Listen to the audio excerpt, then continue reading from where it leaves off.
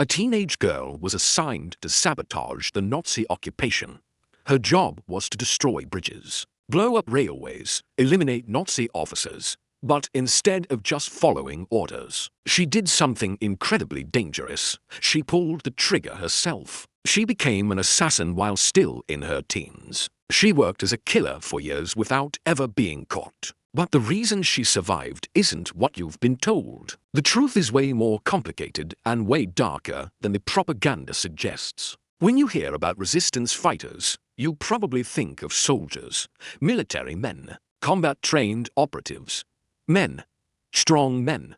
Men who had spent years preparing for warfare. That's what we've been told for 80 years. Brave men fighting against occupation. But talk to the historians who actually studied the Dutch resistance. Read the declassified documents that survived the war, and you'll find out something completely different. They were teenagers who understood exactly what they were doing. They understood exactly what the Nazis had done. And they decided they couldn't just resist. They decided to kill. They decided to become assassins. So who was she? Why did she do it? And how did she manage to kill Nazis and collaborators for years without anyone discovering her identity? Let's talk about the truth that both sides of the war tried to hide. Her name was Freddie Oversteegen, and yes, she was brave. She was one of the most fearless resistance fighters in occupied Europe. She had joined the underground at age 14. She had committed to the cause before she was even old enough to think about what that meant. She had spent years risking her life. She had the kind of moral conviction that made her invaluable to the resistance. And that's exactly why they recruited her to become an assassin. The development of a plan so audacious, so dangerous, so perfectly hidden, that teenage girls could become killers and no one would ever suspect them. This was during the early 1940s. The Netherlands was under Nazi occupation. The Dutch understood that conventional resistance could be countered. But the Nazis didn't expect resistance from children. They didn't expect teenage girls to be a threat. The Dutch resistance wanted to develop a system, a way to eliminate Nazi officers and Dutch collaborators. A system so invisible that it could operate in plain sight. The project was simple in concept, but brilliant in execution. Teenage girls would be identified as targets. Targets were usually SS officers or Dutch collaborators, people who had betrayed their neighbors, people who had sent Jewish families to concentration camps, people who deserved to die. The girls would gain their trust. They would lure them somewhere isolated. Then other resistance fighters would execute them later. The girls themselves would become the executioners. Freddie Oversteegen was assigned to the project. She was told she would be part of the resistance. That's what they told people. They said the girls were just couriers, just intelligence gatherers. That was the cover story. But everyone who worked on the project knew the truth. Everyone knew they were training teenage girls to be assassins. Everyone knew what would happen if these girls were caught by the Nazis. Freddie Oversteegen understood what she was being asked to do. She understood that she would be helping to kill people. She understood that she would be using her youth and her gender as weapons. She understood that if caught, she would be tortured and executed. She understood all of this, and she made a decision. She decided she could do it. She decided she could become a killer. She decided that the Nazis deserved to die. But she was also afraid. She was only 14 years old. She had never killed anyone before. She had never seduced anyone. She had never done anything like this. She was a teenager living in a war zone. But unlike others her age, she didn't try to survive by following the rules. She didn't try to live quietly under Nazi occupation. She decided to fight back. So she found a way to work within the system to fight the system. She found a way to use her youth as an advantage. She found a way to do something that seemed impossible for a teenager to do. Her mother had given her one rule before she joined the resistance. A rule that would guide everything she did during the war. Always stay human. Freddie came up with a plan. It was brilliant. It was dangerous. It was completely audacious. She decided that she would use her appearance as a weapon. She was small, petite, when she wore her hair in braids. She looked at least 2 years younger than she actually was. She could move through Nazi checkpoints on her bicycle without being questioned. She could access places that adult men couldn't go. She could do things that armed soldiers simply couldn't do. Here's the genius of the plan. The Nazis had become complacent. They had conquered Europe. They controlled the Netherlands. They didn't expect resistance from the civilian population. They especially didn't expect resistance from teenage girls. A girl on a bicycle with a gun hidden in her basket could pass through checkpoints without inspection. A teenage girl could walk into a bar where Nazi officers drank and no one would stop her. A young woman with braids could convince a Nazi officer to take a walk in the woods, and he would never suspect what was coming. Freddie started her assignments. She would go to bars where Nazi officers and Dutch collaborators were known to drink. She would strike up conversations. She would smile. She would flirt. She would be charming. The SS officers would be delighted. Beautiful young Dutch girls were paying attention to them. What could be more flattering? What could seem more innocent? Then she would suggest a walk, a stroll through the woods, somewhere romantic, somewhere private, and the Nazi officer would agree. Of course he would. Why would he be suspicious? She was just a teenage girl wearing braids. But waiting in those woods was another resistance fighter, someone the Nazi didn't know about, someone with a gun. Sometimes Freddie herself would be the one doing the shooting. She would ride on the back of her sister's bicycle. Truus would pedal through the streets. Freddie would sit behind her, and when they reached their target, Freddie would shoot from the moving bicycle. Drive-by assassination. Impossible to trace. Impossible to catch. When a Nazi officer disappeared in the woods, the official explanation was always the same. He had deserted. He had gone on leave. He had transferred. He had been reassigned. Nobody suspected that he had been murdered. Nobody suspected that teenage girls were assassins. It was completely invisible. Year after year, Nazi officer after Nazi officer, Freddie and her cell conducted these seduction assassinations. The Dutch resistance kept eliminating targets. The Nazis kept losing officers and collaborators, but they never understood why. They never suspected the teenage girls who moved freely through their checkpoints on bicycles. The German military wanted to know what was happening. They wanted to understand the pattern. They brought in investigators. They reviewed security procedures. They examined their protocols. And everything looked correct. Everything appeared to be normal. The officers were protected. The security was tight. There was no obvious explanation for why their men kept disappearing. What the military didn't know was that the disappearances were completely intentional. What they didn't understand was that a teenager in braids was working inside their occupied territory, deliberately killing their soldiers. Freddie was doing her job. She was attending her meetings with the resistance. She was planning her next assignments. She was appearing to be a normal teenage girl living under Nazi occupation. But secretly, she was an assassin. Freddie worked at this for years, from 1941 all the way through the war. Year after year, assignment after assignment, she lured Nazi officers to their deaths or shot them from bicycles. She participated in sabotage operations. She blew up railway lines. She destroyed bridges. Nobody caught her. Nobody suspected her.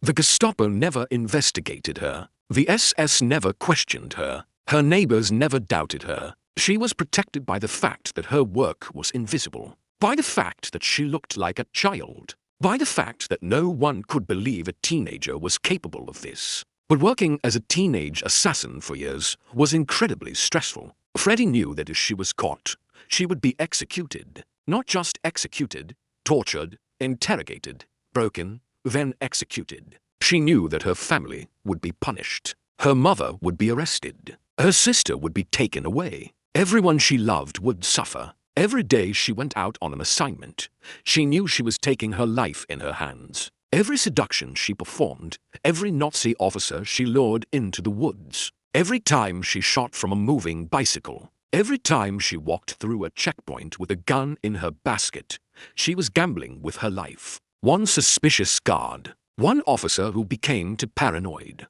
one colleague who noticed a pattern. Any of those things could have exposed her, but she kept doing it anyway. Day after day, week after week, year after year, she kept seducing them. She kept leading them into the woods. She kept pulling the trigger. She kept getting away with it. How many did she kill? That's the question historians have been asking for decades. Freddie and her sister Truus never revealed the exact number. When asked how many they had assassinated, Freddie would smile and say, "A soldier never tells." If the Nazi occupation had been more secure, if Freddie Oversteegen hadn't been there to eliminate officers and collaborators, if the resistance had been discovered earlier, how many more Nazis would have lived? How different would the occupation have been? Some historians argue that the assassinations wouldn't have made a difference in the war's outcome anyway. The Allies were winning. The Nazi regime was collapsing. The occupation was doomed. Even if Freddie had stopped her assassinations, the Nazis would have lost anyway. But other historians argue that it could have been significant. Imagine if the Nazis had felt completely secure in the Netherlands. Imagine if they hadn't been losing officers to mysterious disappearances. Imagine if they hadn't been paranoid about teenage girls on bicycles. The psychological impact alone could have changed military strategy. The resources devoted to finding the killers could have been used elsewhere. We'll never know for certain, because Freddie Oversteegen made sure we would never find out. She made sure the Nazis lost officers. She made sure collaborators were eliminated. She made sure that even teenage girls could be a threat to the Nazi regime. But here's where the story gets even more interesting. Freddie survived the war. When the Allies liberated the Netherlands, Freddie was not captured. She was not interrogated for her role in assassinations. She had hidden her identity so completely that even after the war, even when the resistance documented their operations, her story remained obscure. But her sister Truus was caught and would have been executed by the Nazis on April 17, 1945, just 3 weeks before the war ended. Her friend and fellow assassin Hannie Schaft was executed by firing squad. She was 24 years old, one of the last people killed by the Nazi regime before it collapsed. Freddie refused to speak about her experiences for decades. She got married. She had 3 children. She tried to have a normal life. When asked how she coped with the trauma of killing people during the war, she gave a simple answer: by getting married and having babies.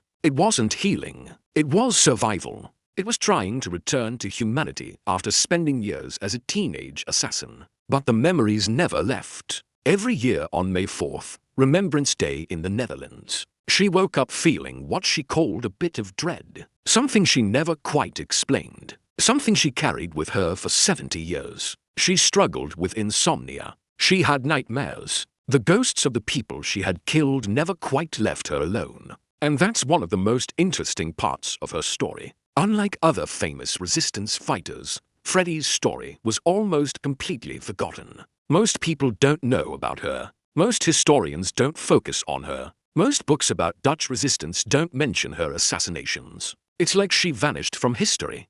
Why? Part of it is because she was part of a communist resistance group during the war. After the war, the Netherlands was deeply anti-communist, anti-Soviet, so Freddie was sidelined, ignored, erased from the historical record. Her sister Truus became a sculptor and spoke openly about the resistance. Truus wrote books. Truus gave lectures. Truus was celebrated. But Freddie remained quiet. She refused interviews. She avoided attention. She lived in the shadows for 73 years. Part of it is because the assassinations were so subtle. They didn't seem dramatic. They weren't heroic in a conventional sense. There were no dramatic battles. There were no famous plots. There was just a teenage girl in braids seducing Nazi officers and leading them to their deaths. It was invisible resistance. But that's exactly what made it so powerful. That's exactly what made it so important.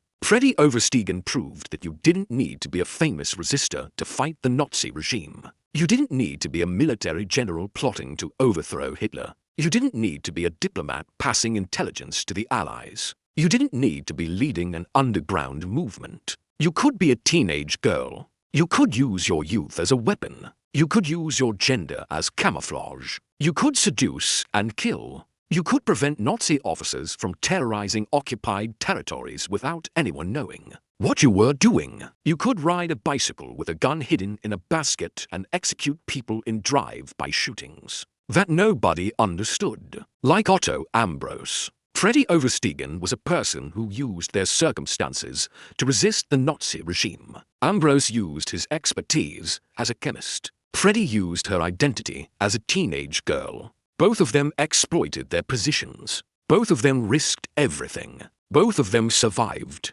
But also, like Otto Ambros, Freddie's story has largely been forgotten. It's not taught in schools. It's not featured in major historical works. It's not celebrated as a great example of resistance. It's obscured. It's buried. It's hidden. It wasn't until 2014, 70 years after the war ended, that the Dutch government finally recognized what Freddie had done. Prime Minister Mark Rutte awarded her and truest the Mobilization War Cross. Streets in Haarlem were named after them. Finally, they were acknowledged. But by then, most people had never heard of them. The real tragedy is that we don't know how many other girls did the same thing. We don't know how many other young women found ways to resist. We don't know how many other teenage assassins operated in occupied Europe. The historical record is incomplete. The documents have been destroyed or classified. The survivors are dead. The witnesses are gone.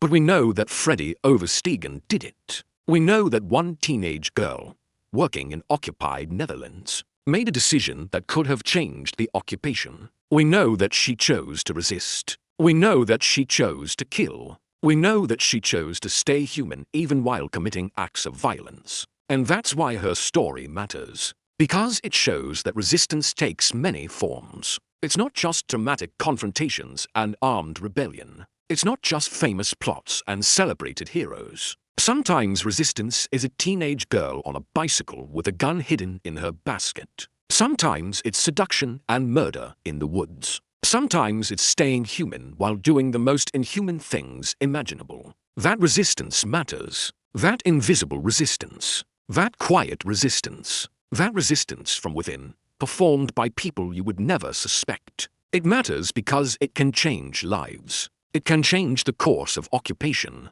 It can prevent atrocities. It can remind us that heroism isn't always what we expect. Sometimes it's a girl in braids, riding through Nazi checkpoints, becoming a killer while still a teenager. After the war, when asked why she did it, Freddie said something simple. She said that what the Nazis were doing was wrong. She said that she couldn't stand by while people were being taken from their homes. She said that she had to find a way to resist, even if that resistance meant killing, even if it was dangerous, even if she was the only one who knew what she was doing. It's a simple answer, but it's also a profound answer, because it suggests that Freddie Oversteegen, like many resistors, never truly accepted the Nazi occupation. She went through the motions of normal life. She wore the appearance of an innocent teenage girl, but she never believed in the Nazi system, and she used whatever power she had to resist it.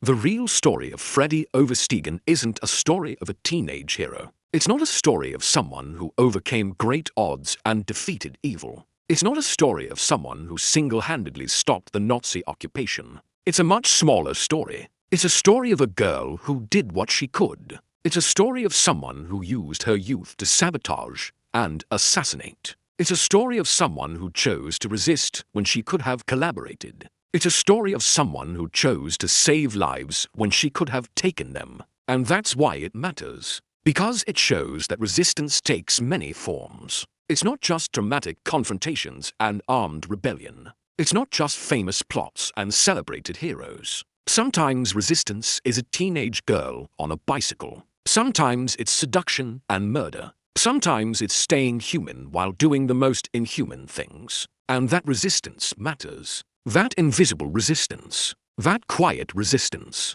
That resistance from within, performed by people you would never suspect. Because it can change lives. It can change the course of history. It can prevent catastrophe. On September 5, 2018, one day before her 93rd birthday, Freddie Oversteegen died, the last surviving member of the most lethal all-female assassination cell in Nazi-occupied Europe. Her story finally recognized, her sacrifice finally acknowledged, but her name, even now, remains largely unknown. If you want to see more videos about the real stories from World War II that go beyond the propaganda, hit subscribe. New videos every week.